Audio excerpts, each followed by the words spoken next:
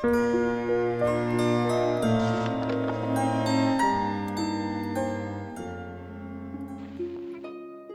полувека она выходила на сцену одного из известнейших театров страны, но главной ее ролью всегда оставалась роль жены и мамы.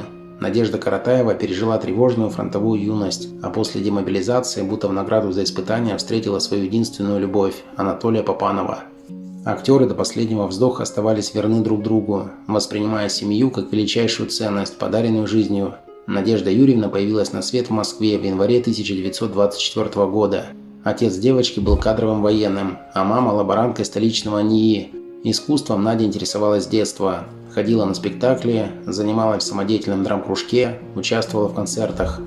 Окончив школу весной 1941-го, Каратаева она отлично сдала вступительные экзамены в ГИТИС, но начать обучение помешала разразившаяся Великая Отечественная война. Чтобы записаться добровольцем в действующую армию, Надежде не хватило 1 года. Вместо этого 17-летняя девушка вместе с матерью вынуждена была отбыть в эвакуацию в далекий Новосибирск.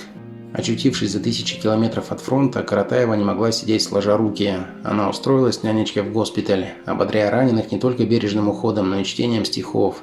По окончании ускоренных курсов медсестер девушка добилась назначения сандруженицей в передвижной госпиталь.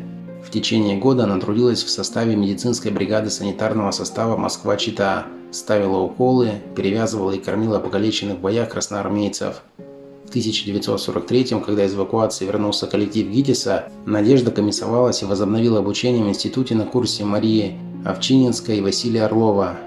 После окончания вуза в 1946-м Каратаева по распределению попала в труппу русского драмтеатра, незадолго до того открывшегося в литовской Клайпеде. Жители Прибалтийской республики скептически относились к творчеству нового коллектива и неохотно посещали спектакли. Отработав в Литве положенный срок, Каратаева вернулась в столицу, где поступила в театр сатиры. На его подмостках актриса служила целых 64 года. За это время Надежда Юрьевна поучаствовала во множестве театральных постановок. Фильмы. Добрая половина киноработ артистки представлена телеспектаклями, первым из которых стал «Лабиринт» по мотивам произведения итальянского литератора Паоло Леви. В экранизации на политическую тематику Каратаева сыграла жену судьи. Боже мой, Джулио! Ну, наконец-то! Ой, я так волновалась за тебя. Напрасно. Меня доставили домой под охраной полиции, как какого-нибудь именитого иностранного гостя. Я не могу себе простить, что не уговорил тебя отказаться от этого процесса. Честное слово, он буквально истерзал меня. Когда он наконец кончится, и ты тоже посмотри, на кого ты стал похож. Да, ты совершенно права. В 1974-м актриса появилась в телевизионной постановке «Маленькие трагедии Большого дома». Ее героиня Серафима Иванова была задействована в первой части цикла под названием «Смотровой ордер». Новелла в сатирической форме рассказывала о трудностях переезда в новое жилье. Да, ребенок что надо. Валя! Валюша, теперь все меняет дело.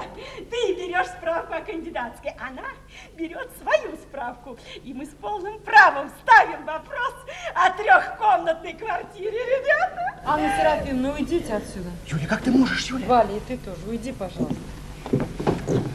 Она нас гонит, а что будет дальше? Несколько лет спустя Каратаева начала сниматься в эпизодах художественных фильмов. Так, в 1977-м она сыграла участкового врача в военно-исторической мелодраме Леонида Пчелкина «Личное счастье». Даже к животному идет специалист, ветеринар. Мало того, что приглашают всяких знахарей, теперь еще санитарные врачи начинают лечить. Откуда вы взяли этого санитарного врача? Он мой опекун, доктор. В 2000-х годах артистка появилась в нескольких сериалах. Личная жизнь. Личное счастье Каратаева нашла в браке с однокурсником и коллегой Анатолием Папановым. Они повстречались на начальных курсах ГИТИСа и с тех пор не разлучались. Анатолий Дмитриевич попал в институт после того, как был демобилизован с фронта по ранению. На лекции юноша ходил в полинялой гимнастерке. За неимением штатской одежды в старенькой форме санинструктора на занятиях появлялась Надя. Влюбленные расписались прямо в день Великой Победы 9 мая 1945 -го. В 1954 у них родилась дочь Елена, впоследствии ставшая актрисой. Семейный союз получился крепким и продолжался до смерти Папанова в 1987 -м. Надежда Юрьевна пережила обожаемого супруга на 3 десятилетия. До глубокой старости женщина продолжала работать, тем не менее успевая уделять время сначала внукам, а затем подрастающим правнукам.